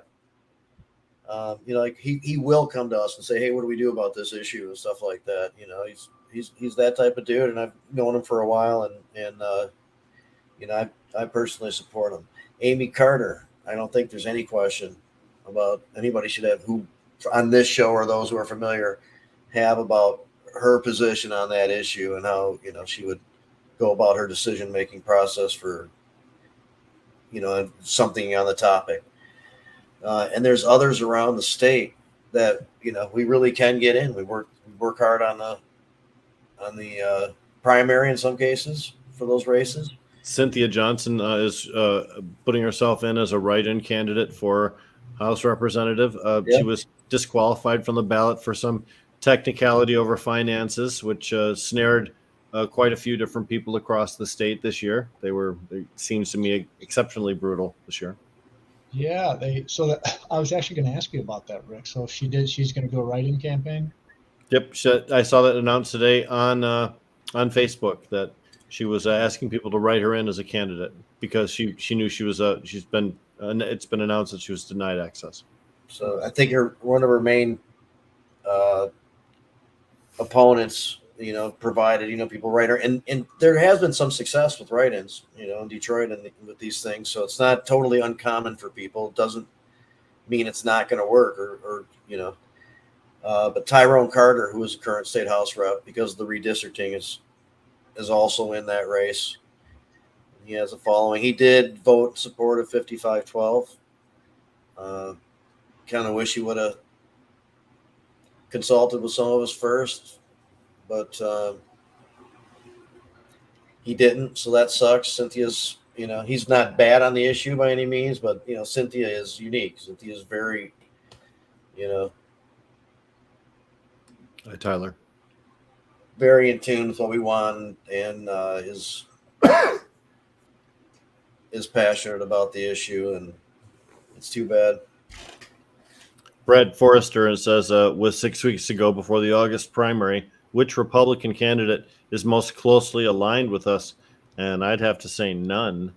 Kevin Rinke certainly has come out as a cannabis foe.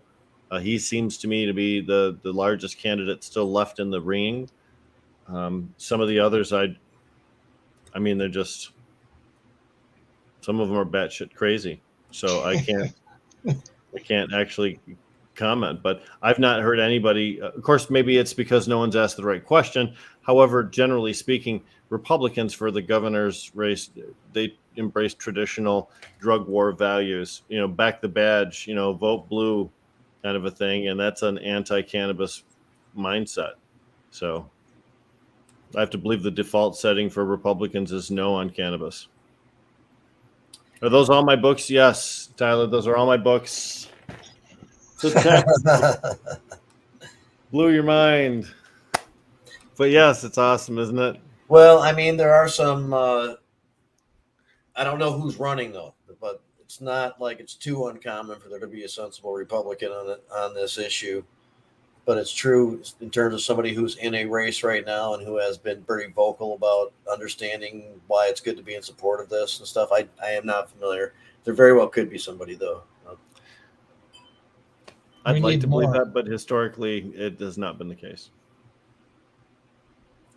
There's a couple who came out against the big money interest when that, in the House, when that was flaring up. Doesn't mean they're necessarily for all of the stuff that we would like, but if we're talking appreciate that. Specific to the governor's race, when we're looking at the 5, I suppose it's maybe 4 candidates left because after the one guy got arrested by the FBI for being a January 6th dude, although it might have made him more of a likely successful candidate than hurt his reputation at all. He was whining about it like a baby, but actually that might just be a big help. Brad says none of the candidates are traditional. The Trump wing is kind of divided on weed. I've not seen anybody from the Trump side come out strongly in favor. Well, I mean, some of them are lean more kind of libertarianly on that, if that's a word, on that issue, and they're in support of people's freedom to do what they want to do with cannabis, or to, and that kind of shit that exists even in the Trump style of republicanism. I think. Name a name. Who's Brico, come out? George Brico. No. I mean, candidates for president or anybody Well, else. I just meant that kind of school of thought where you're still into Trump, but you're also, I don't know about it exists. I mean, is all I'm saying. Well, I'm saying that, it's probably a fringe, a small percentage. Yeah, Boo Boo, I'm sorry to blow your mind. She thought I was in an old library. If I was, I'd have candles and, mysterious music. Rory Gold checking in. Yeah. Hey, Rory. Probably on a boat someplace fishing. Yeah. It's a beautiful Trish day to says do it. there's a link to a post asking for pro-canna candidates, opening up a Facebook page as well, and could use a little help with it. So and then Instagram. I'm not sure how good that does, but do a search, I guess. And then what was Brad responding to here? I'm not sure. Brad knows all, so I'm confused by his statement. He's the man. So we heard of that one of these huge companies was looking at going down and being purchased. I wonder if this question relates to that. Read the question out loud, please. I also heard some common citizen discussion, but Tyler asks, did Skymint sell or are they just downsizing? And Skymint's a huge cannabis dispensary in Michigan for our out-of-state viewers. Go ahead. And there were some rumors that one of the really big ones, operators in the state, were going to sell or cease operation or something. I don't really know details, just something along those lines. I didn't get into much detail, but maybe that's what it is. That certainly would fit one of the big operators in the state. Innovative Industrial Properties is a big company that basically gives loans to cannabis industry groups, and they do that through REITs, which is real estate investment trusts, where essentially it's a sale leaseback. I buy your entire building and all your fixtures from you, and then you lease them from me, and I take on all the maintenance and everything else, and you just pay me a monthly fee. And they are in serious jeopardy right now. Their largest client is struggling. And if those payments are not made, then it seems difficult for them to be able to honor the obligations they've made to others. And since they're making multiple loans to the same person, and just in extending the period of time, people have accused them of acting like a bank.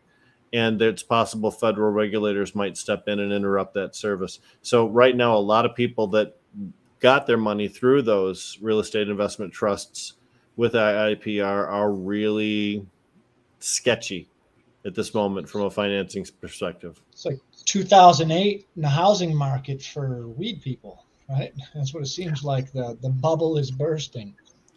Well, and let's face it, right now we're looking at about $150 per ounce, or 140 some per ounce, based on the Cannabis Regulatory Agency's monthly figure. And if your profit potential resides on having cannabis at over $300 an ounce, you're never going to see that figure. So the business plans that you made 2 years ago that seemed so solid have encountered a market that behaved in an unpredictable way, and now you are just jammed. So Red Setter from Red Setter Farm, of course, but also Bros Grow Show, Polarity Science. That's some Michigan Bros Grow Show. Michigan Bros Grow Show. And Bay City does have a bunch of them.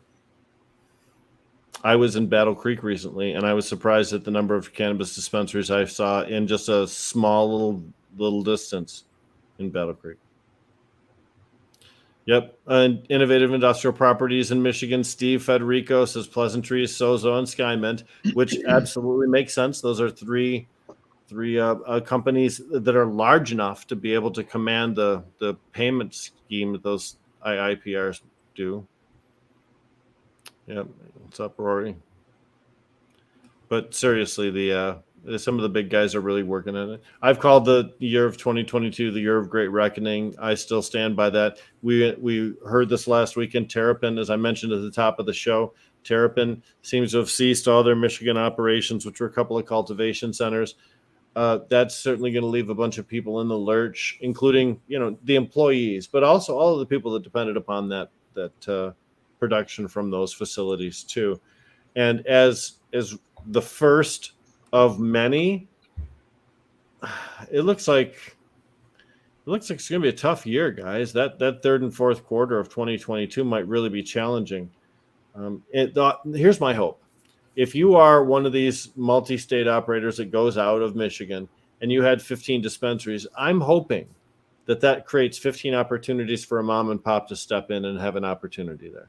I'm hoping that at the demise, and I'm not trying to celebrate anyone's demise, I never do that, but if you going out of business means, Mr. and Mrs. Smith, who dreamed of this ever since 2008 when they got their cards, they were like first in line.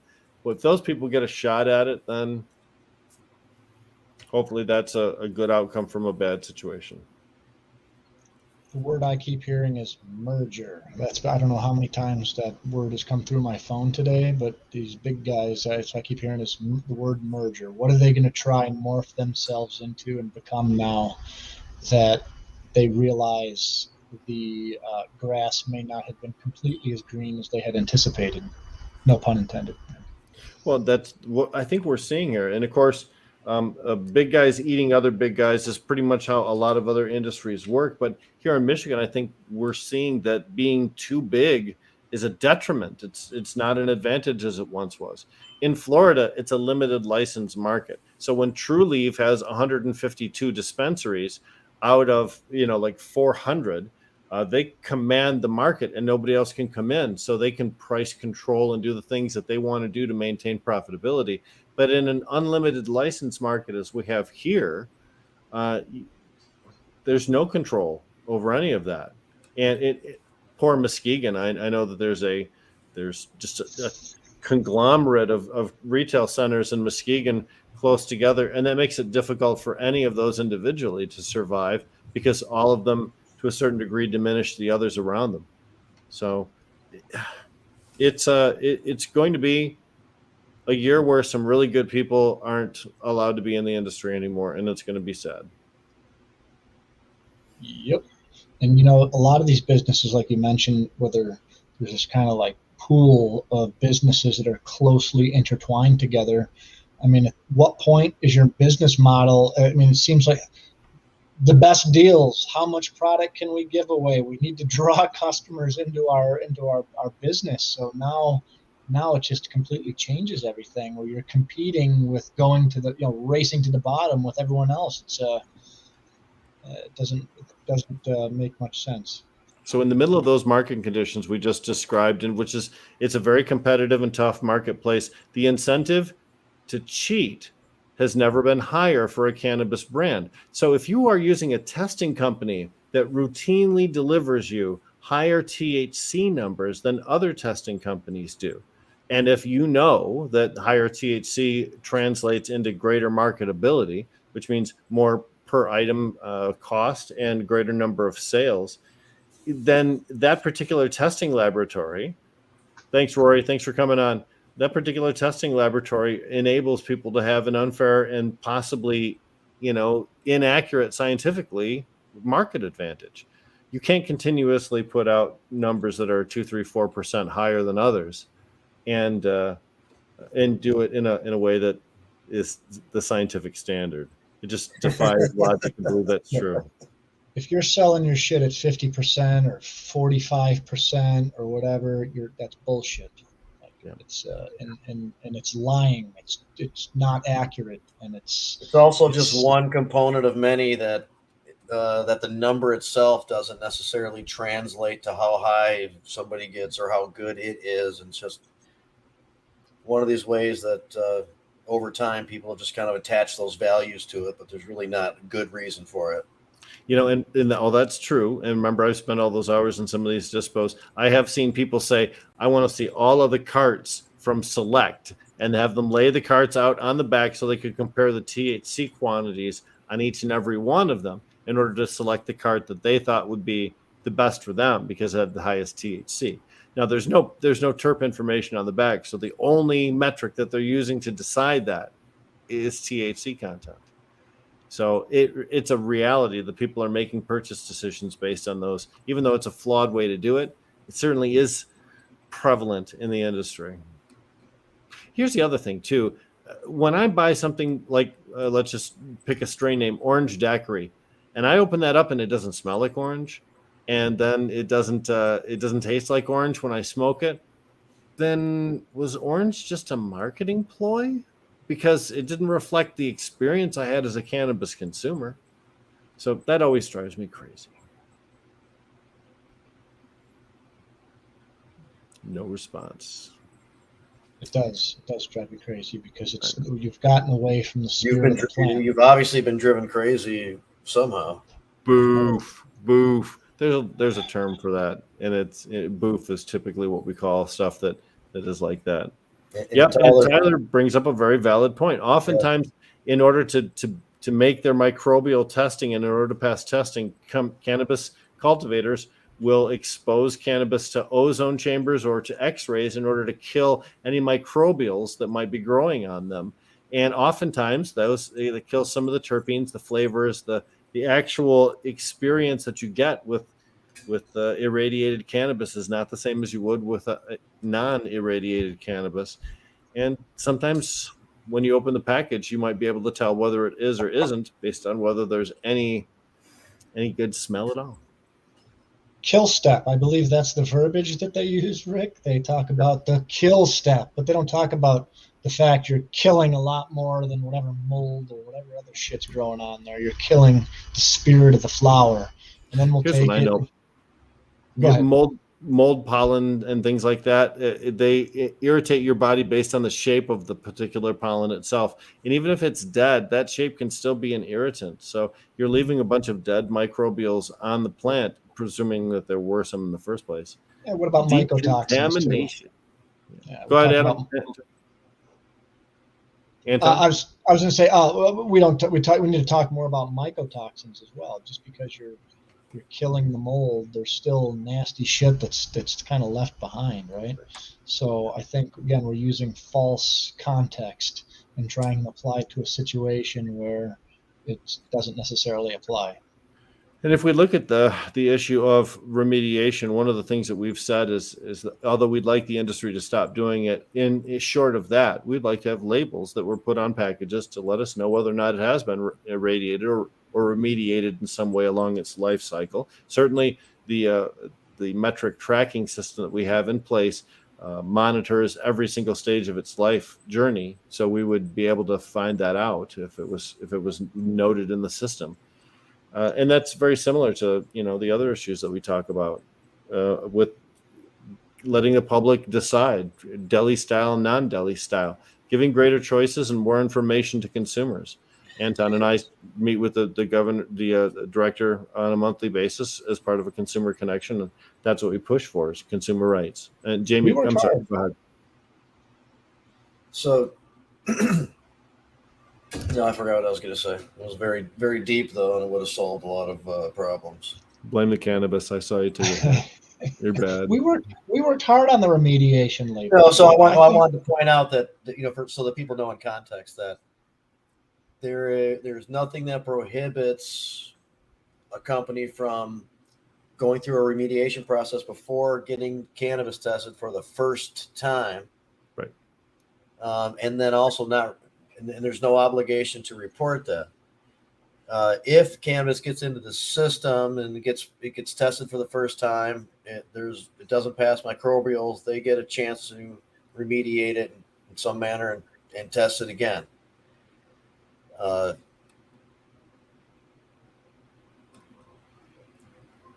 And so even if, and you can tell that one, it doesn't always get disclosed that readily, but that one is recorded that, if that is the case, if it's been tested twice or been, remediated in between. So it's not too much to ask, like that, since it goes on, just to say, yes, it was remediated. No, there's no other like judgment that needs to be associated with it. I think if consumers just want to know, no matter what else anybody wants to debate about it, that alone is reasonable enough to check the box, remediated it or we're not remediated or whatever. Your milk's pasteurized, right? When you go and you buy a gallon of milk, it tells you on there it's been pasteurized. Okay, thank you for that information. It doesn't, like you said, there's not really any judgment involved. It's just a notification. Yep, and I think that when we talk about, and I see Boo Boo saying maybe a craft certification publication, and maybe, but the fact is, and Tyler says we really need to have a talk about microbial testing, and that's meaning it's too restrictive, maybe. Is that it? I don't know. Tyler, let's follow your thread, my friend. So, what about the microbial testing would you like to discuss? I know aspergillus and some of the other tests are questionable in some case. Test can come back with 2,400 CFUs from one bud and over 150,000 for another out of the same pound, and that's true. If one area is infected and one area is not, you're certainly going to get different ratings when you get one from the other. This is why the testing facilities are supposed to. In Michigan, a testing facility sends a guy out to your grow, and they actually sample your cannabis live in your particular cultivation location. And they're from around the batch, take which could be up to 50 pounds. A representative sample, which includes from different areas. Now, these are 50-pound batches. I really cannot see somebody, getting one of these really long rubber gloves like Dr. Pole about to go behind a cow and help with birth and just shove right down into the bottom of the 50-pound and then reach for. I just don't see that. I don't. But what is true is that one bud on one side of the 50 pounds and one on the other could have all types of different stuff, including a different cannabinoid profile. It could be different THC percentages easily, or that I know, people care about that. We say we shouldn't, but that could be the case. Yeah. So Tyler's point about what can we do to make it better? Is important. Yeah. I think doing what Rick described is as close as we get. You at least take from around the batch, unless you want to make really expensive, very small batch testing mandated. I don't know how practical that is then. But I think it still gives you a good idea of a lot of stuff, though. Like pesticides, maybe like mass used pesticides are not on there. Or, I don't know. We do the best. I don't have a good answer. It is an organic product at the end of the day. So I don't know.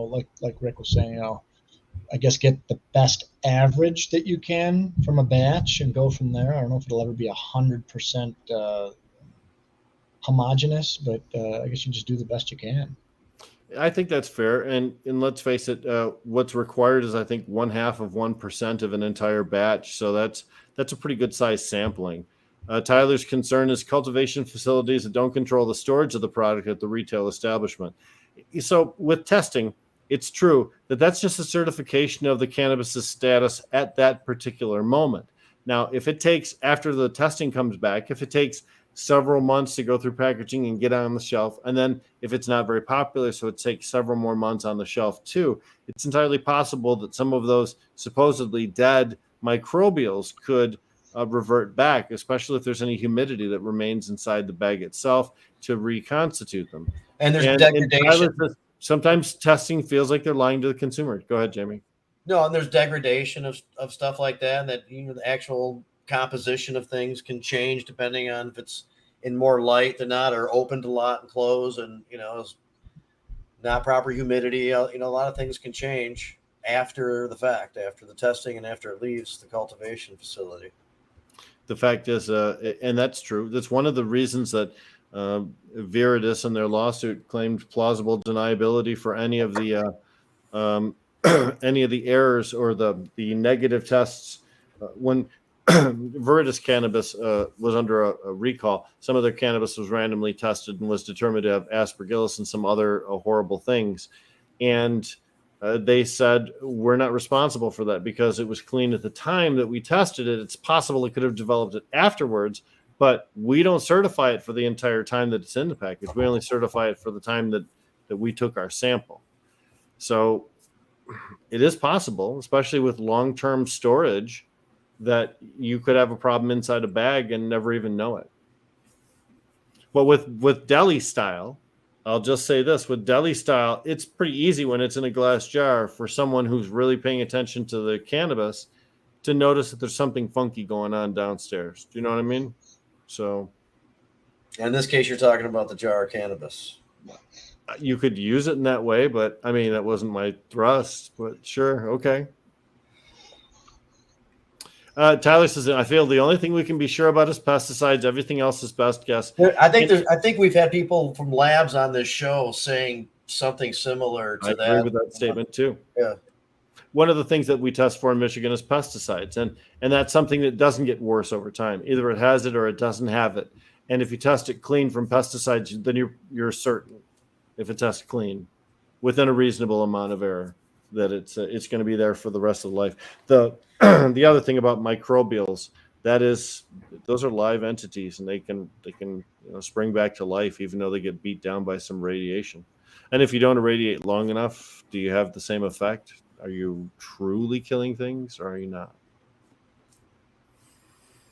Well, there's many that argue that it doesn't affect anything that's worth worrying about. Well, Whatever there was this hearing. Some of those people showed up, like people from Willow. Willow was specifically brought up. Those representatives were there, at this hearing. So I'm not here to support or refute that. That's just people are on record making that case. I don't know enough about it to say it, but I still think the baseline where consumers just want to know, without any other information, was this done? Was this not done? That's just reasonable on the surface, and the rest of that doesn't really matter. And I think Willow was saying, if you're going to do that, then at least present it in a positive way, like, hey, this product is clean. You can tell because you did this to it, or something like that. But I think just very simple, yes or no. Yeah. I think box off or you don't. Well, and you just have a logo, as far as I'm concerned. Just a little bug on the corner, right? And that just says it was or it was. It doesn't impart any particular positive or negative connotation. It just communicates the information. A red R containing like a skull. Right. With a dead stoner with, long dude hair. A little pukey emoji, right? Sure.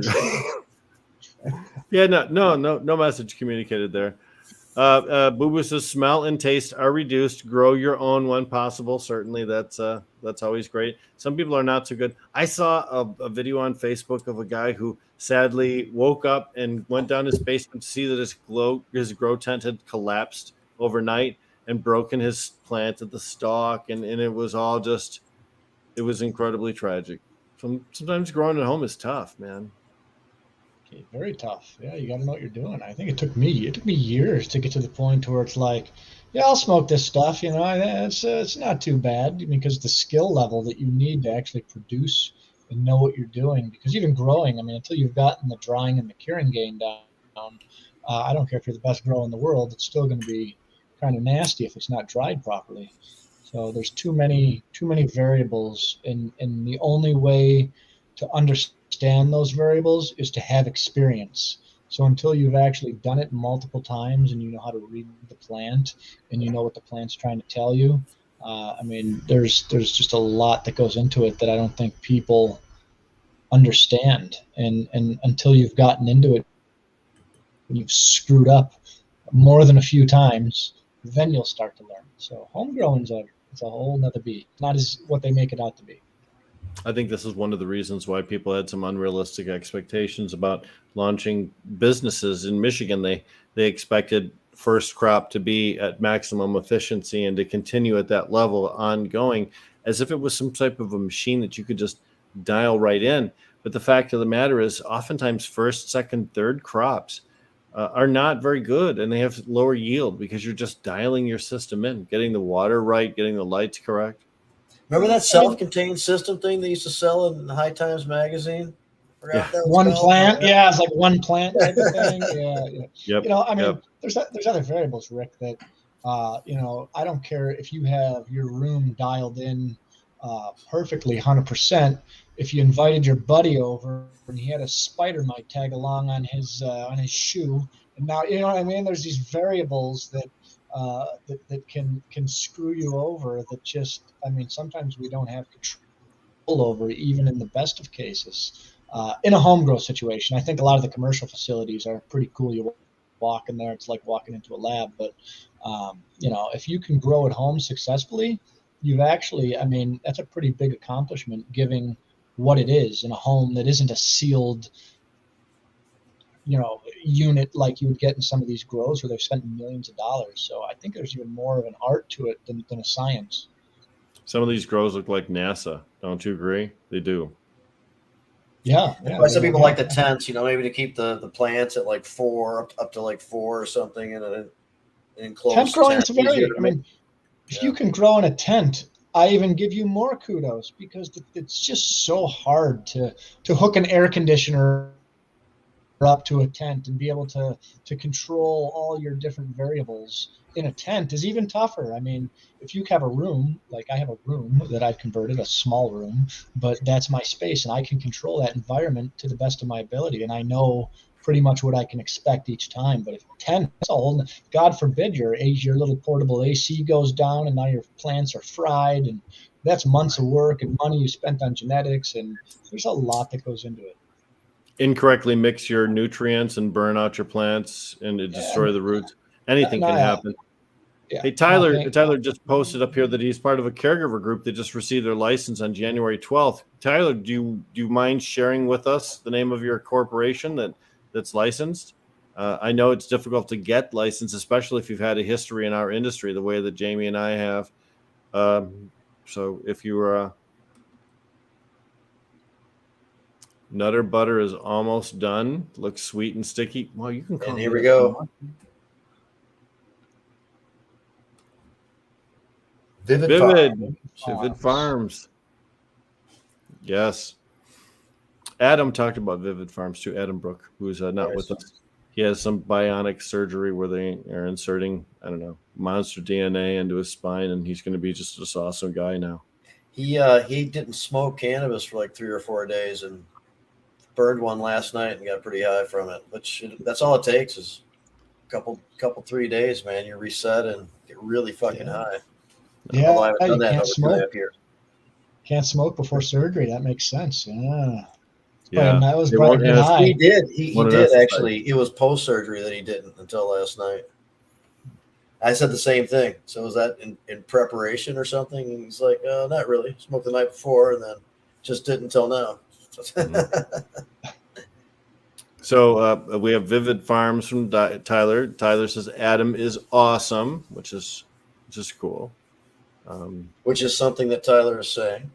Yes, we understand. I'm reading Tyler's words. I'm not endorsing that statement. I'm just,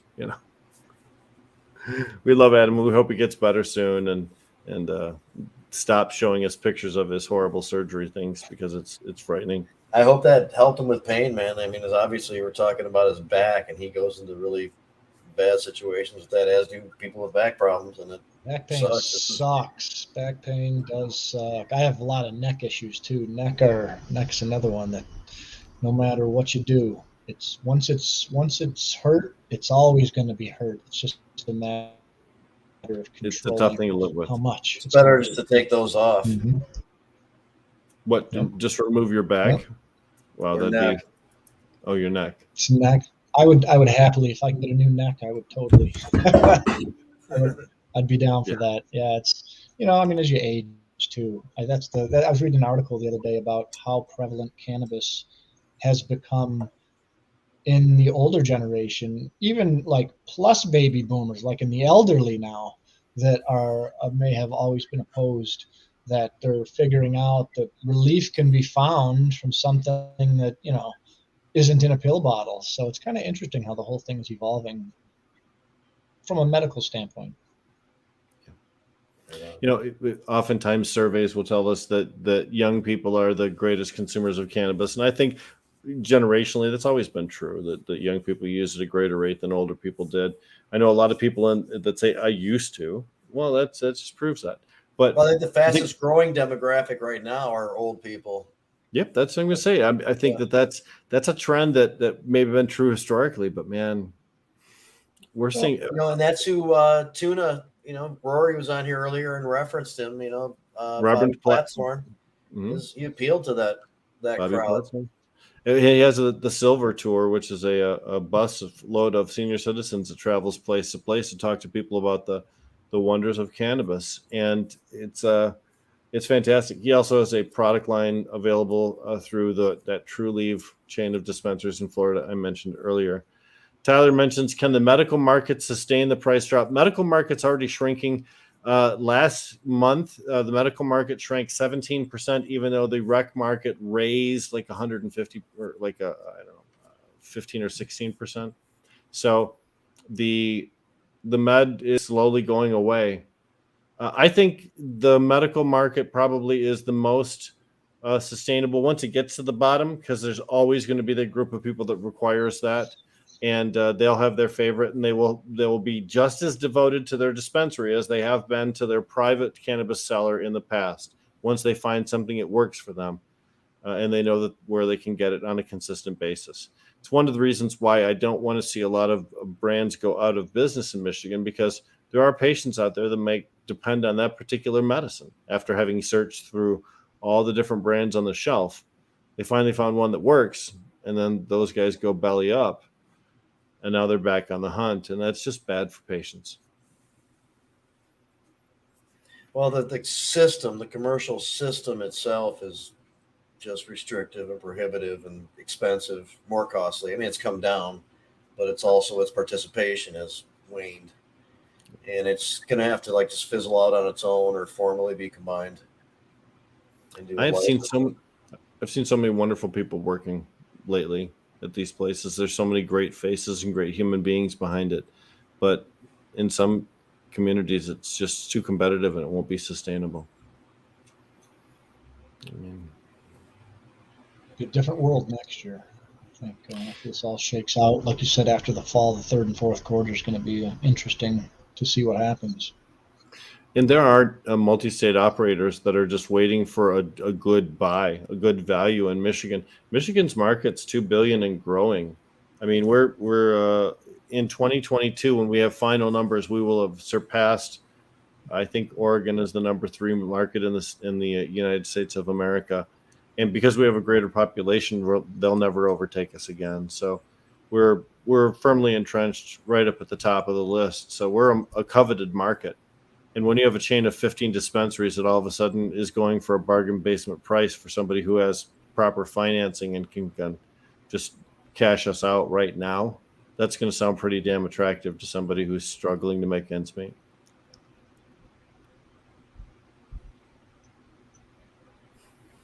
And I think what's cool is we'll see a certain level of hopefully innovation, and the innovative process continue, innovative business models, innovative products. That's one of the things I've noticed is just the different products that people are coming out with. They're being innovation is being forced because there's so many people who have come to the table, and it's forcing different things to be born. And it'll be interesting to see, like I said, what people do with their business models and what these different products are going to come out and what this will be in 5 years. I don't know what the 5-year plan looks like, but it's certainly going to be different than what it is today. I think we can all agree on that. Yeah. I think when businesses first began, there was a tendency to be top heavy. I know businesses that have both a marketing director and an advertising director, when in most instances that's just the same person. And you spend a lot of money on infrastructure before you started generating capital, and now it's not repaying itself as quickly as you anticipated. Tyler says, I've been selling weed my entire adult life. I'm used to this roller coaster. Ha, ha, ha. And he's right. Those of us who are used to those market fluctuations, cops used to set a freaking patrol car right outside Big Daddy's, and you don't get a whole lot of cannabis sales at that day when you're running a sort of a black market dispo. When they wanted to mess with us, they would just set somebody right out there, and you'd be fake doing paperwork, right? Just had to watch the cars pull into the parking lot, turn around, and pull back out. So hey, it's just about time to wrap up, man. So another good show. We had Paul was on earlier. Reggie Reg, Latricia. I think that's it, but another good one. Anything else you want to add, Anton? Make sure people know about the other show or shows that you're working on. Yeah. FOB 1620, first veteran cannabis related podcast in the state of Michigan. Our show will be next week, Monday at noon. Was it the 20th, I believe? Tune in. I've got some good ideas to kind of get information out there that not only veterans but our industry folks can use. So I appreciate all the support, and we're going to enjoy our summer, I think, boys. We're going to have a good time. There's lots of events going on. There's lots of camaraderie time that hopefully comes up, and I'm looking forward to it. Good stuff. All right, we'll be back again next week. But Rick, do you want to wrap us up? Wow, just a lot of talk today about a lot of political issues. And again, another opportunity for us to get involved and stay active. Reggie Reg showed us that, in the politics, sometimes you got to get knocked down before you can stand back up. And he's certainly trying really hard to stand back up now. So you have to admire people for their courage and take, inspiration from that. And we've had a lot of great stories today. So good episode. That's my note. Right on. All right. Well, thanks a lot, everybody. Jazz Cabbage Cafe. See ya. See ya. Peace.